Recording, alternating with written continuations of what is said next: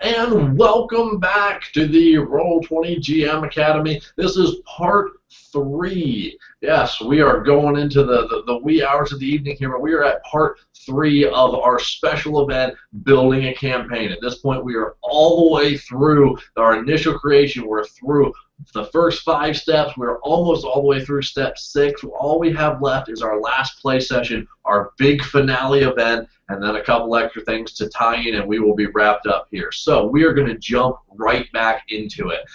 Malik, you're doing the next scene where we left off. Our PCs were just told about our a secret way to get into where the circle is, and they have drugged the lieutenant, as it were, of our region lord in to do something with him, and the PCs have not had a good last play session. I mean, they had to kill Walden Water, I don't remember his name. They had to kill the region leader. They had to get rid of him. That they had a big counterattack, which failed, and they all died. When they got back into town, there was a big event, and clearly the Circle of Magi has everything under control. You know, we're starting to see zombies here and there. Things are not going well, and now we are building up to what will ultimately be the finale of the story, what will be what occurs. So we have 2 scenes before we get to the finale itself. So go ahead, and you are going to do the first scene. Clearly they're going to go to the castle or wherever it is that the circle is. We haven't established it yet. Malik, what do we have happen sort of at the beginning? Well, I'm assuming that the merchant either comes up to them or passes by them, or they meet up, or they somehow catch him after the battle. Right, and that would be essentially scene 3 is they've already met with the merchant. He's already told them exactly what they have to do to get in the secret way to get in. Okay. Maybe they would have to contact the Assassin's Guild, the Brotherhood of Shadows. See, in order to get that underground area. No, I don't want the wild card should never be that directly involved. And again, we'll sort of touch them literally right after the finale, but I wouldn't want that direct. Huh. Well then, you got to give me a couple. You got to give me a bit to think about that. Certainly, yeah, because what we're kind of looking at is not so much, again, they already have the secret for how they're going to get in, whether it be, and that's part of what you'll have to decide here as well, whether it be a secret tunnel, whether it be the secret code to get in, whether it be ropes to disguise themselves as the council, but the merchant has given them the secret as far as how to get into this place. So what we need to know is, A, what is that secret, how to get into, what is the place, and what's sort of the first thing to happen once they get in. What is it that they find? Perhaps there's an old abandoned underground, like through the network of tunnels under the town, there is an old abandoned sewer system that is used by various vagabonds for as an underground network to move people or things in and out without the regional lords detecting anything. Okay, I like that idea, the old sewer system, and again, sort of tying back into concept. You know, perhaps this is where that they've been storing all of these bodies. That they keep using. Anyone that's dead, the old people from the caravan that they killed. All of this stuff. This is where they've stacked the bodies in. Yeah, they keep them there to sort of mask the smell. Right. So they go through the underground tunnels. They start seeing the stacks of bodies. We probably don't want to do another zombie fight because we're gonna have a big one at the end, and we've had a couple already. What else would be a decent event as they're going through this? Perhaps maybe they encounter a couple of weaker magi. Possibly apprentices who have to do the dirty work of keeping the bodies under wraps, if you will, that they could potentially ambush and take the clothing of.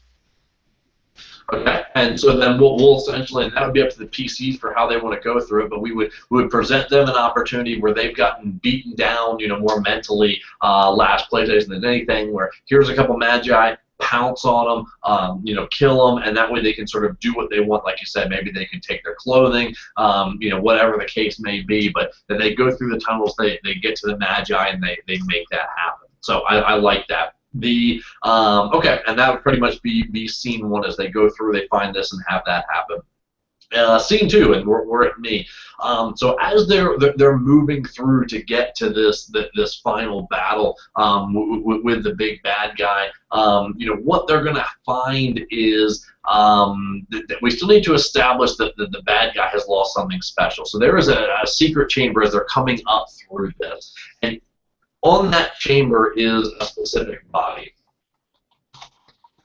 Chamber with the body of the person he is trying to revive.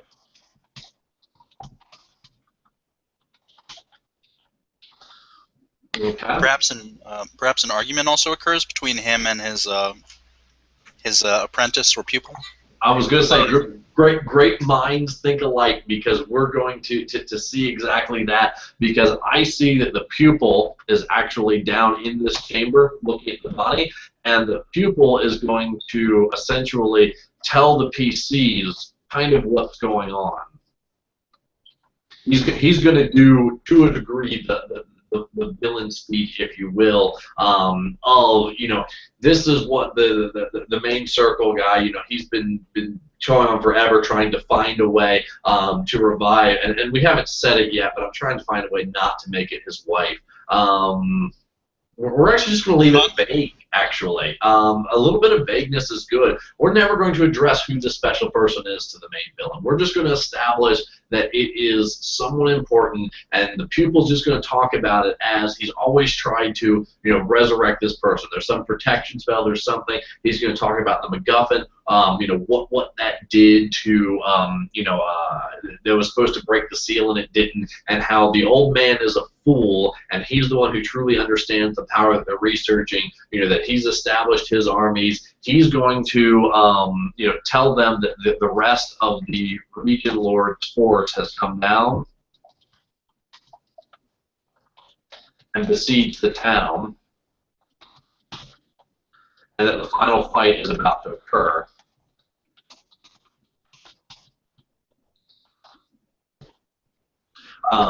So while the final fight is about to occur, you know, at this point the pupil, and while we could have a direct fight between the pupil and the PCs are certainly going to want to kill him.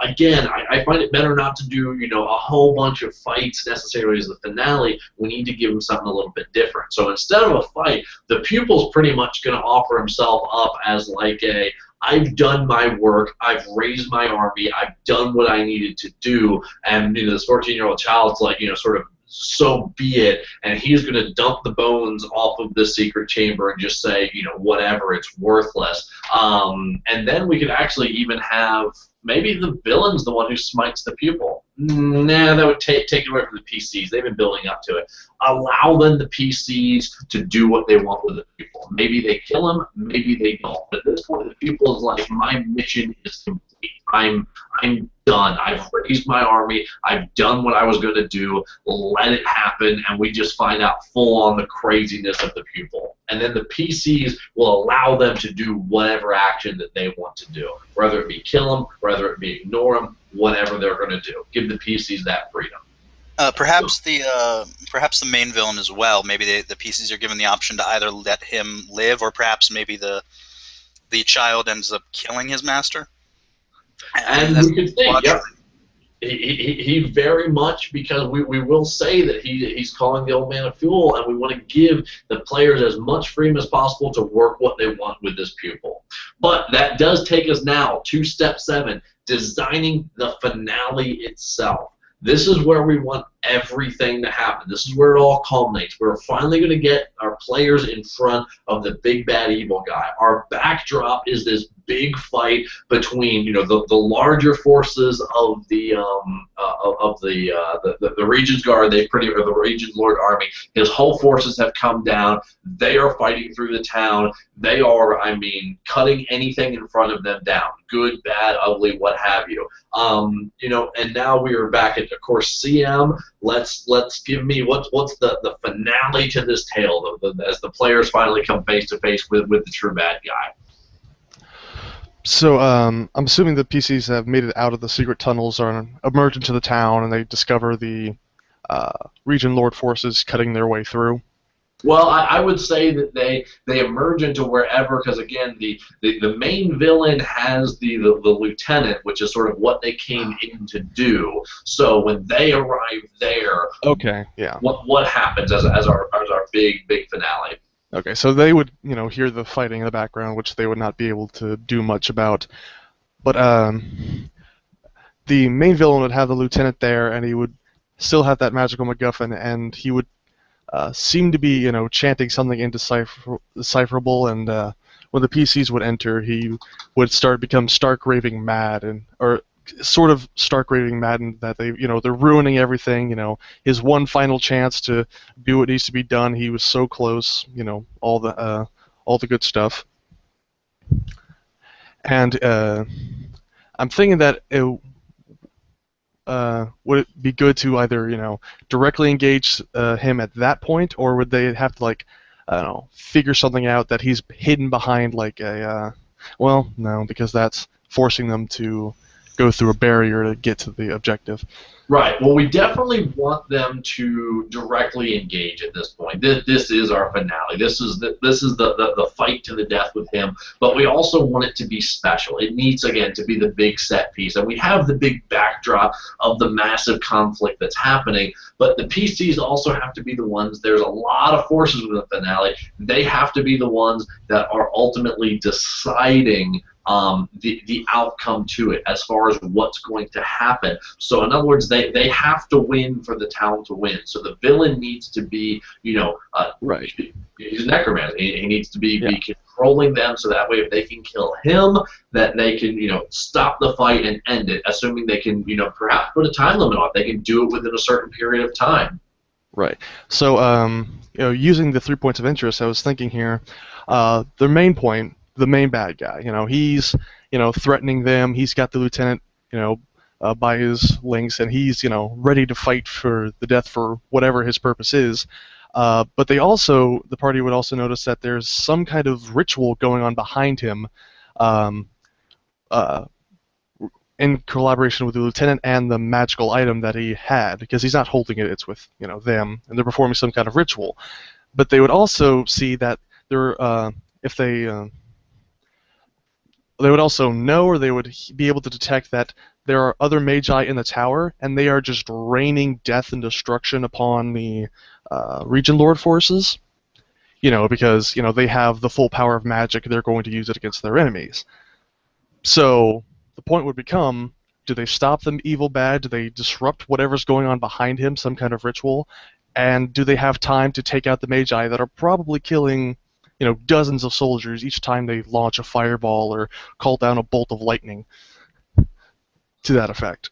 Okay, I like that. So essentially, there is the main villain themselves that they have to fight, and then behind the main villain there is, and I would say have just literally in plain view, but they're just completely focused. They are doing their ritual completely unprotected, but it gives them that choice, the players that choice of, here's a group of bad guys that aren't directly affecting us, but they're wreaking havoc with what's happening with our allies in the town. So how much energy do we spend stopping the people doing the ritual, and how much do we spend fighting the main villain who's directly attacking us? Right. Okay, I like that. Now we need to spice up the main villain's battle. Why did he take that lieutenant? He had to have a reason. He has the brain of the town guard. He has this other MacGuffin. We know he's trying to revive this one person who's down the catacombs below. What's he going? Why did he take that lieutenant? So he took he took Walden's brain, literally. So he would say that we would need certain components for to say raise his beloved from the dead. So you would need a mind sharp and noble, and you would need a soul that's good and fair, to say. So we could say that Lieutenant's lawful good. Soul? Yeah, hardy soul. Yeah, lawful. I know, good, I meant foolhardy because I'm assuming the lieutenant's the second in command, gentleman. So he's brash, and foolhardy at times. Right. Right. So, he would need separate components as to, raise his beloved from the dead. So he'd have his noble mind, his hearty soul, and trying to think of a third component, but I can't really think of anything at this point. So just to say that he would need components for the ritual to be complete and to raise his beloved person. Okay, so if he needs something from the lieutenant, then I imagine he is going to kill the lieutenant in front of them. Or, yeah, try to. We want to establish his power and that the PCs win, so I'm completely fine with him just killing off this lieutenant. Right. And part of what also can happen here is now we think, okay, now once he's killed the lieutenant, he has all of the pieces. He has everything that he needs. He's going to try and bring her back. Mm-hmm. And this will give the players another opportunity to try and stop something that he's doing. I don't know how you're seeing. How do you see this playing out? Maybe. Well, I think it would also depend on if the child was not the child. If if the side villain was killed as well. Maybe if the side villain isn't killed, he could perhaps play a part in ruining the plan for the main villain, just killing off the lieutenant. Perhaps. And that's one of the flexible things that we'll talk about here. We're at the very end of. We're not going to put it in the plot, but it's something that very much could happen. But it is a good point to make. But we never put it in the script because we don't know what will happen before. So, shy of interference from him, what would you see playing out with this ritual? Do you think it happens? Does it not happen? Do they get to kill him beforehand? Or actually, we don't choose that. What do you see playing out? Well, of course, given the time limit, so, the main magi, he'd fight tooth and nail, using necrotic powers, astral change, that sort of thing. Say that the PC stopped the ritual before it was completed. The killing the ritualist, at that point the main magi would go into basically a full rage, kind of like a berserker, and his own power would start to increase, and they would have to have an even tougher fight, but they wouldn't have to deal with him completing the ritual. Or if he does complete the ritual, perhaps instead he is killed, or he dies, and this new being is born that the PCs have to defeat. So I was thinking about that. If the ritual is complete, a being is raised, but it's a deformed creature. It's strange and weird, and upon seeing its visage, what he expect to be his beloved person, the main magi loses heart. But then the PCs have to turn their attention to whatever's been raised, and they have to deal with it, as it is more than likely hostile with the dark magic that is used to raise it. Let me throw one last thing out at you on this one. And I've said this before. I always like humanizing the villain. It makes the final fight so much better. What if he gets the last part? He raises it. It is the monstrosity that you all describe. It's terrible. It's not the being that was before. He couldn't break the spell. And he himself kills it. And that is just in a moment of despair and defeat, even though his plan worked. And he just from there lashes out his anger at the players. It allows him to complete his thing. It allows him to get to the Raven Lunatic. It allows you to feel some sympathy for him, as there will be a humanizing moment of, he's not going to get back what he wanted. Maybe he kills himself too. No. Not kill himself. No. Maybe he expunges himself so much that he, kind of collapses, but not kill himself. No. Okay. And hold off. Let me make a very specific point on this. The PCs, this is their finale. He is their finale. Do nothing to soften it. Allow them to kill him at his best. Do not weaken him. Do not allow him to kill himself. We want the PCs to have that satisfaction. Maybe they feel a little bit sad about it because we've humanized him, but they need to directly overcome their adversary. So they need to kill him at what he is. So just directing the anger of, my whole thing's been for naught. It's time to lay waste, starting with you all. They're like, we're putting an end to your craziness. Combat. I love it. Yeah, very much so. Okay.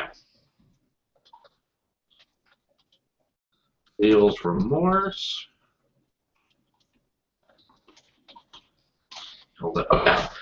So now the next thing that we do is, and we didn't do this for, I normally do it sort of as we go, but we're going to do it in a general sense and quickly. And then the next person in the answer here is it is actually Malik.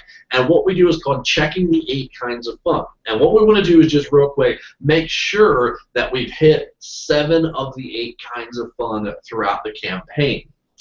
Now, I say 7, again, people watch the video, submission is one that we're never trying to hit.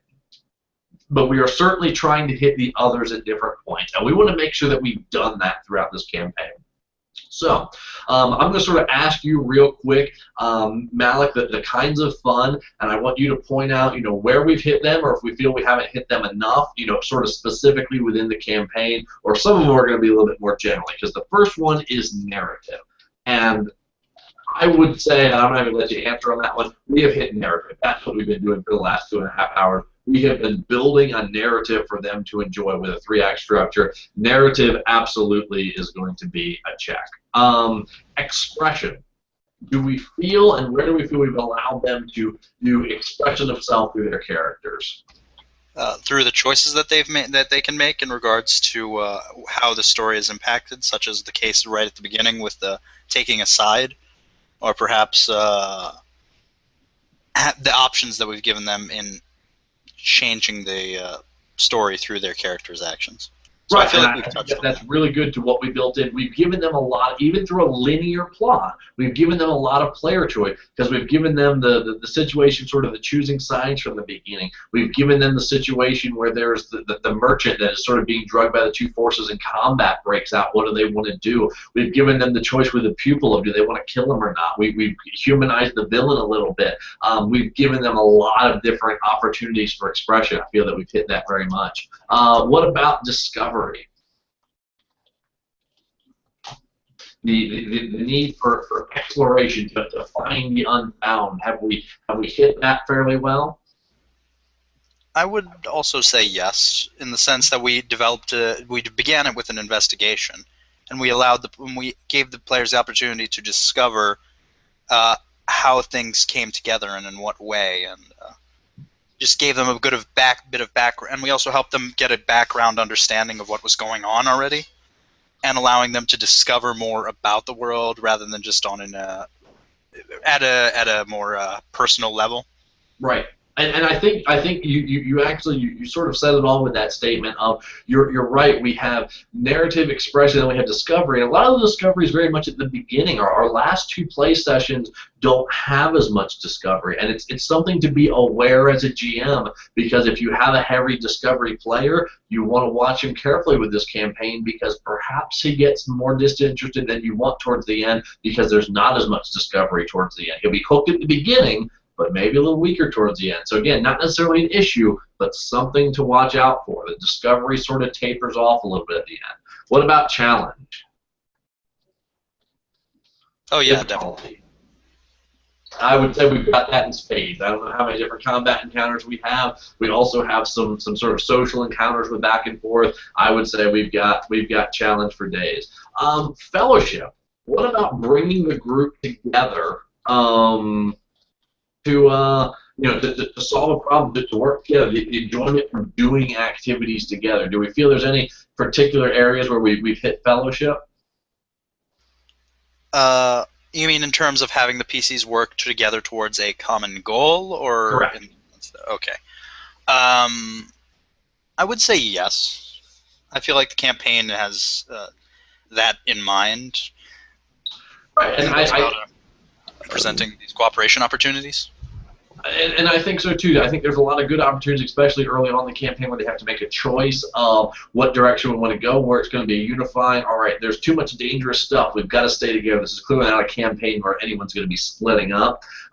Let's come together. Let's make a decision, go forward with it, and that really hits the fellowship players, real good. And you're going to see that as well, sort of building into our finale of, we have to sneak in together as a group and make this happen. It has that very directed, let's do this stuff together. So I do think we've got good fellowship in there. What about sensation? This is the tactile feel, the music, the dice, the handouts, what have you. Do you feel we've done sensation well? Um, I would say that this is kind of a hard thing to judge in the way that we've set up this campaign, Mm-hmm. because it would be up to the GM to decide exactly how much sensation he's putting out there. Like he would describe one of the zombies, he could just describe it as a a normal-looking zombie, kind of decayed, something like that, or he could describe he's got dripping sludge from his eye sockets, his intestines are spilling out along the ground as he shuffles along, and it's really up to the individual GM to include how much sensation to include in this campaign, because as it's set up, I don't think we could really judge that ourselves. Okay, and I think that is a fair point, and it's something to be aware of, that there is nothing inherent within our campaign that triggers sensation. We don't have anything in here that is inherent of the campaign, so through handouts, through the use of music, through the use of description, getting that stuff in there to get that feel, the GM needs to do it outside of this plot, and it's something that the GM needs to know, because there's nothing inherently in this plot that is hitting sensation. So it's something very much to follow. Finally, we have submission, which, like we talked about, submission is not applicable to players. And I only have 7 time to figure out what the one I missed is. But we are going to hit the next section here. Narrative expression, discovery challenge. Someone tell me what's the 8th one I'm missing. Fantasy. Fantasy. Thank you so much. Look at that. Fantasy. This is the immersion into the world and into character, what's happening. Do we feel we give them good opportunity to immerse in what's happening? And of course, it's directed back at Malik still. I would say yes, in the sense that it's very similar to Discovery, in the sense that we have a lot more fantasy at the beginning, and although it kind of does taper off as we get closer to the climax and conclusion, I feel that we adequately establish that this is a world in its own right. There are difficult conflicts that people have to deal with, and it has a tale of adventure with it. Okay, all right, and now we're going to get to the last couple things, and then we will be wrapped up here. All right, step 8. Now that we have all of that done, and we've gone through our checklist, we know we hit all types of fun. The only one that we really do not hit very well is our sensation. So we will know. I can't spell sensation to save my life. There we go. We will know that that's one as a GM that we've identified as we don't inherently hit that within our story. There's no, the quest giver gives us a map, and now we have to check the map, and there's a good handout, so we'll have to hit that on our own. So now we get to future plot tie-ins. This is where we use the wild card.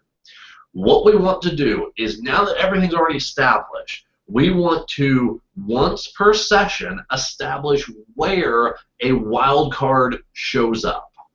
Okay? Just in the background doing something very subtle. So, if we look back up at our first play session, we know we are doing the Assassin's Guild. So we have a couple different situations where we see sort of events happening, and I'm going to kind of look through and see what looks good to me.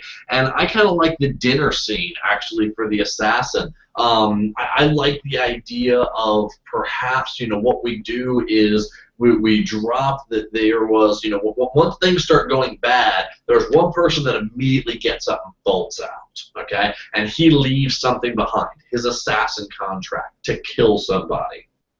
Maybe it's one of the mages. Maybe it's one of the members of the Region Lord's Guards. He leaves it behind enough to go, what was that? So in Act 1, we're going to have that happen. And then in Act 2, again, we want someone similarly dressed, different person, because we're doing a guild, but similarly dressed to appear, kind of while things are happening. So what we want to see is, at this point, I like the idea that they're actually trying to kill the Magi. So what happens is, in our procession scene, when the undead are going through and the PCs can see, this big sort of battle, or the procession of Magi that happens with all of the undead soldiers. What I see happening as they're watching it, one of the Magi gets pulled into the darkness, never to be seen again. Just yanked out, gone.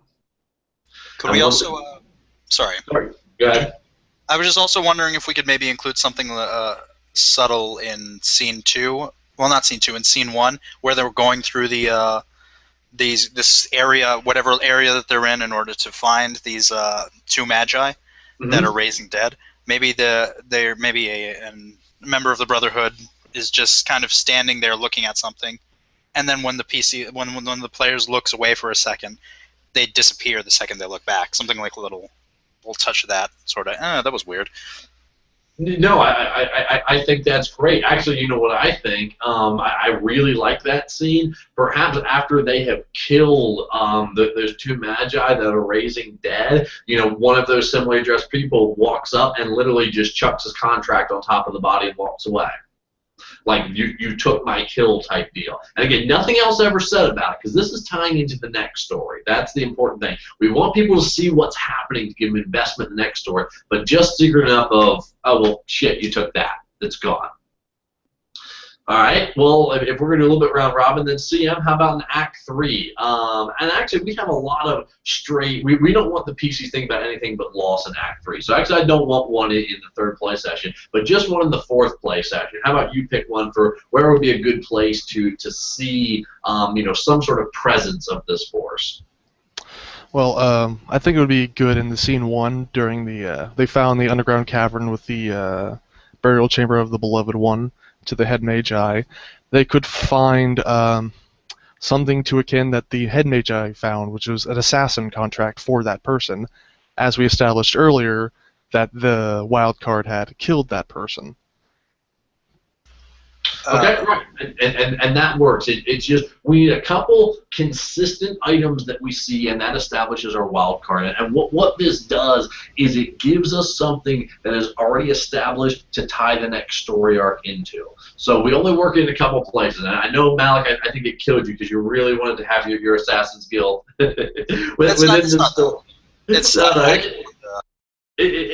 fine. It's fine because I like the concept. But it builds, and that's going to be our next story. We're going to have characters, from this story that we're going to be able to incorporate. We're going to have other towns go over. We're going to have merchants that we met. We're going to be able to tie all that into the pieces that we left, which is our future plot tie-ins, and that's what we do with the wild card. We want to sink him in. We want to really tie him in there.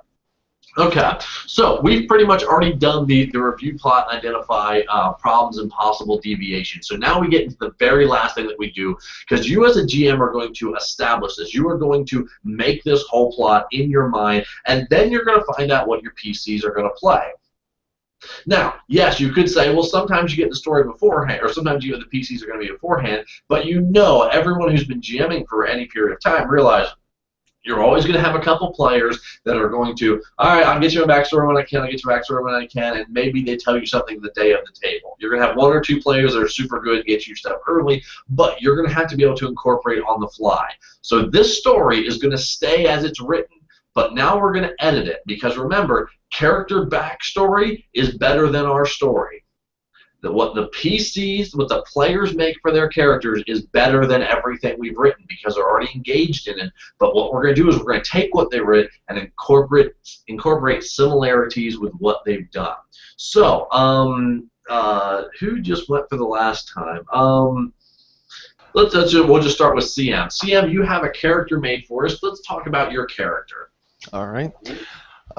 His name is Taroan, Taroan. He's a human, and he's also a cleric, so he could be identified as a type of minor magi that's coming from outside the region. He's not a part of the actual circle of magi's, but people might recognize him as such if they saw him casting, magical spells of his cleric expertise. Okay, so that is, and do we have any motivations or any little backstory for him? Yes, he has been marked, kind of a strange symbol on his cheek and on his shoulder. What it could be signify him as some kind of previous outlaw, or maybe he some kind of magical marking from someplace else. He's also on a personal mission of his to hunt down or find other comrades of his from previous encounters in his life, who are also magic users. And just as an aside, he has a great fondness for silver. Fondness for what? Silver. Silver. Okay. So with that, now what we're going to do is we're going to find similarities in what you created, not knowing what our story was going to be, and we incorporate those into our story. So the next person in the circle, which will be Malik, how can we take this human cleric, what we know about them, Tyron, what can we do to incorporate some of the things they've said into our story? Well, he is a you said he is kind of connected with the Magi, perhaps? Well, I would actually just No, he wasn't connected with the Magi that he... Right, because the player who made this character would have made them before they knew the Magi or any of our story existed. They would have walked to the table with, I'm playing a human cleric, he has a strange symbol on him, he's searching to find his other comrades, and he has a fondness for silver. Now we're going to take that and make that part of our story. So what can we take in that and incorporate it into what we've already done? That's a good question. I would assume... But does he have any connection with the Magi in any way? You mentioned something about him being an associate, perhaps? I said that people might recognize him as a Magi if he started casting spells. Not that they notice him from coming from there, but if he just started casting magic, it wouldn't be exactly pro. Well, I'll jump in while you're thinking of one as well, Malik. One of the things I immediately look at is he's looking for other of his comrades. We started this tale investigating a missing, group of we called them merchants, but now they're no longer merchants. Again, the backstory is better than our story. It was a traveling group of holy men. It was his group of holy men that disappeared. Now they're no longer merchants. Again, character's backstory is better than our story. This gives immediate player tie-in. It gives group tie-in. Our healer of our group is desperate to find these people. So we literally take nothing that's really changed. We've gone from merchant to holy man, but everything else still plays exactly the same, and the character feels like this story was designed for them. All we are literally going to do is change that merchant that we found. We're going to incorporate the character backstory, and now he becomes a holy man. Perhaps maybe not holy men, but you said comrades, correct? Perhaps maybe from a past experience? Yes. Essentially, maybe not. Depending on what the cleric is, he could be an evil cleric for all we know. But what we want to do is we want to have it as, he is going specifically there. These are his comrades. They are the ones who disappeared. That's what we're looking for now. I was thinking, since you said that they weren't just holy men, but the holy men were traveling with those merchants, so that we can include the neutral force as well. Keep that included.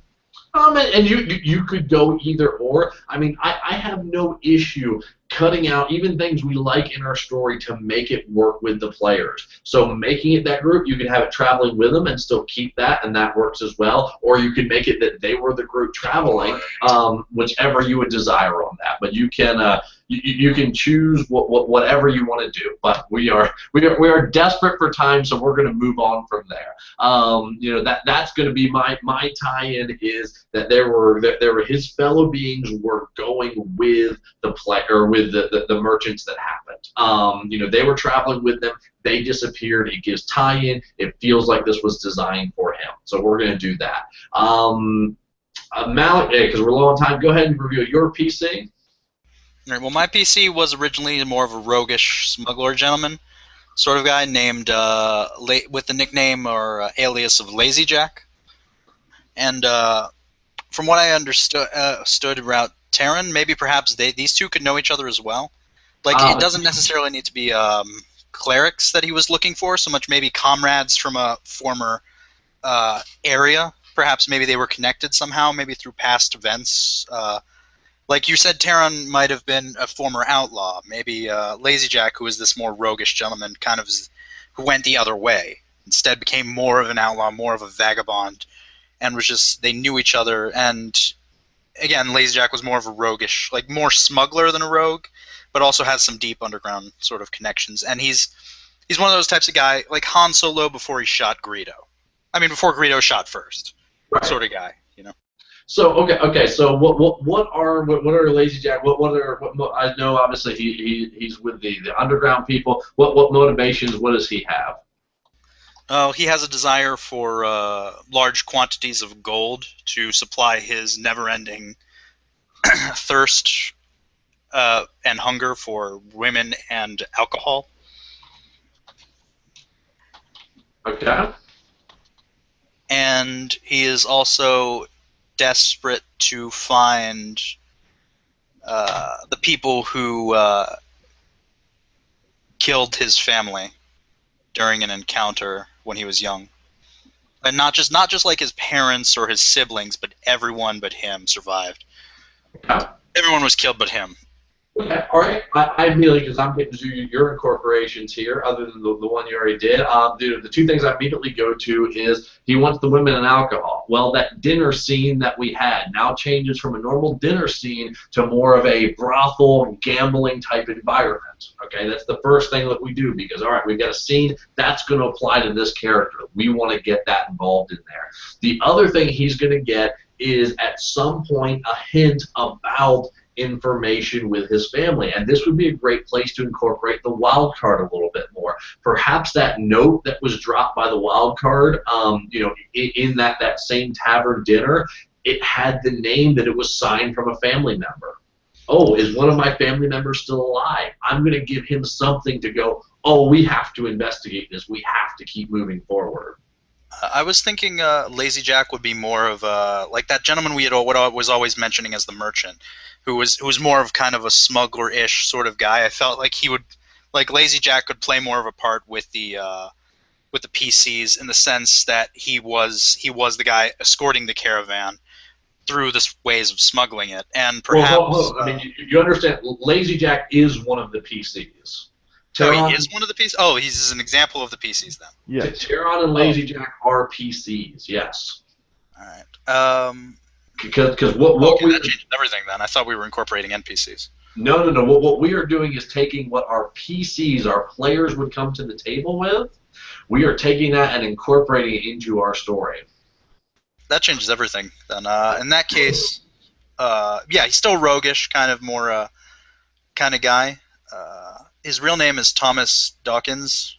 Well, and honestly, because we're low on time, we don't need to retread the whole thing. I mean, I think we hit it perfect. I actually really like that character as a PC.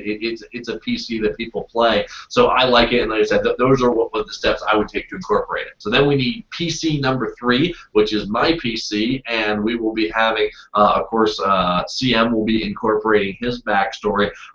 So my guy is actually, apparently we're all pretty much looks like running humans. He's an old man. He walks around with a spear. Coincidentally enough, he's a cleric too. So we have 2 clerics within the group. 2 clerics and a rogue. This would be a great adventuring party. But he's really old, and what he's really been trying to do is bring information to people about a certain race. If I was playing D&D, he'd be bringing about to Dragonborn. He's trying to bring religion to this group of people, and of course the race could be changed to whatever is works for the thing, for the campaign that you're playing. But his motivations are, again, bringing this knowledge, and he has a love of the sea, and he's for a long time mourned the loss of his wife. So with that information, how would you incorporate that into the story? Well, I'm assuming since we could incorporate his love of bringing knowledge to a specific group could be incorporated into Act 1. As the PCs are investigating, he could be on the side, hearing about, crises of faith because of, all these dead loved ones, so he could be providing comfort and this faith to them, to whatever group would he be targeting. Or he could go into Act 4 during the final scene, and seeing the beloved one's grave could remind him of his own wife's grave, and that could make him much more sympathetic to the main bad guy's plight, as it were. Am I on the right track with that? Yeah, I like it. I always like to make it just a little bit more tailored. And again, there's almost no reason not to hit PCs really, really heavy. And I would maybe go as far as, his dead wife and the villain's person trying to revive are the same person. Why not? Hit them heavy, hit them heavy, hit them hard. Whenever you see two blanks, put them together. He's not going to find that out until they really get there to it, but it's going to very much give him a crisis of, a massive crisis when the villain revives it and brings his wife back to life, and then it's a monstrosity, and then the villain kills it, and he has to watch his wife die again. It's just a little tiny tweak, but it's going to have a massive impact on that player. So, there we go. Character incorporation. We've done plot from top to bottom. We've gone through everything. We have a campaign. We have everything built. It has been a wonderful, wonderful 3 hours sort of going through everything that we have, and we're at the conclusion. This is an actual campaign. This is a campaign you can plug into anything. And as evidence of this, what's going to happen, the next big special event the GM Academy Workshop is going to do, is I'm going to take this campaign and I'm going to run it. I'm going to run it for people who don't know the GM Academy, who haven't seen it, for a random group of players, and we are going to run through this entire campaign. Yes, some of the individual PC tweaks will be different because it will depend on what they bring to the table, but we are going to see step by step this campaign in action. That is the next big special event that's going to be coming soon, because we are going to determine this campaign that we run. We are going to see the player engagement we get. We're going to see how everything works, how it all comes together. We have the structure. We have the plot. Then we're going to plug it in. There we go. That is the whole kit and caboodle. You've heard almost everything I've talked about over the last couple months with all the different workshops. You've heard it expressed in here. The 8 kinds of fun, how to build up your villains, how to set a scene, how to design a combat. You're going to run through all of it, and that is what the result is. Anyone can take this system. Anyone can look at these and just literally go scene by scene by scene. And what we did is we designed 16 hours of gameplay. 3 of us did in 2.5 hours, and we have a plot that we can run through. Yeah, there's some mechanical stuff. If we're going to do a map system, that we've got to get some maps together and some of that, but we have done 80% of the lion's share work already in 2.5 hours for a 16-hour campaign, one that will be in-depth, one that will be engaging. It's a system that works. So, this has been the GM Academy special event campaign building. Thank you so much to CM and Malik for taking part in this. You all were phenomenal. And, yeah, of course, all the greetings and salutations. Check us out on Twitter. Check out our Facebook. Check out all the wonderful workshops, the new videos that we have coming out. And it has been an absolute blast. I will see you all at the table.